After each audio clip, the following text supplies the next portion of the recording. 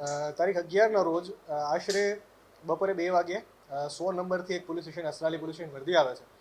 જે અન્વયે સદર ગુનાના આરોપી અને મરણ જનારના પતિ વર્દી લખાવે છે કે મારા પત્નીએ ગળો ફાંસો ખાઈને આત્મહત્યા કરેલી છે.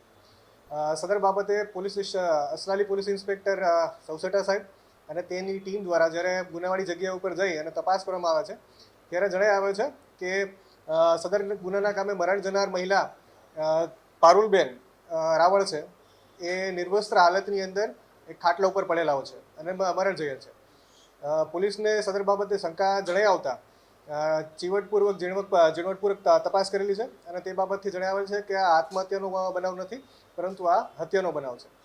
જેથી કરી વિશેષ પૂછપરછ અને તપાસ કરતા સદર ગુનાના આરોપીને ધરપકડ કરી અને આગળની પ્રક્રિયા કરવામાં આવી. પ્રાથમિક તપાસ કરતા જણાવે છે કે બંને પતિ અને પત્ની વચ્ચે આંતરિક ઘરકંકાસ જણાવે છે, પરંતુ પતિ દ્વારા અને સાસરિયા પક્ષ દ્વારા અને જણાવવામાં આવે છે કે સદર મહિલા છે, મરણ જનાર મહિલા છે પારુલબેન રાવળ, તેમની માનસિક સ્થિતિ ઠીક ન હતી. તે બાબતથી અવારનવાર ઘરમાં ઝઘડાઓ હતા અને તેમના મહિલાના પિયર પક્ષ દ્વારા એવું જણાવવામાં આવે છે કે મહિલા દ્વારા અવારનવાર સાસરિયા દ્વારા મારઝૂડ કરવામાં આવેલી હતી.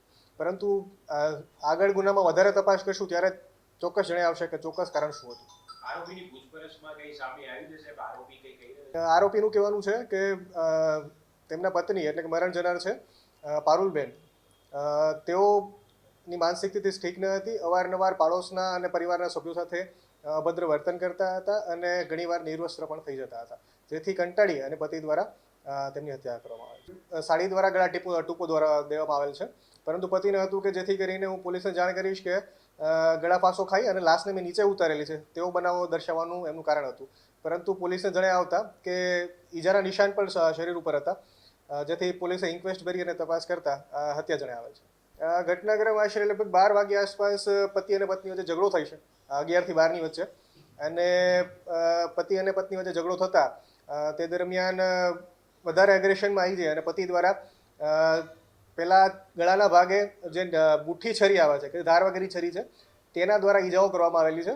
અને ત્યારબાદ જે ઈજાનો નિશાનો છે વધારે ડીપ નથી, એટલે બહુ લોહી નથી વહેલું, અને તેના દ્વારા મરણ ન જતા પતિ દ્વારા પત્નીની સાડી હતી તેના દ્વારા ગળા ટૂંપો આપીને પત્નીની હત્યા કરવામાં આવે છે.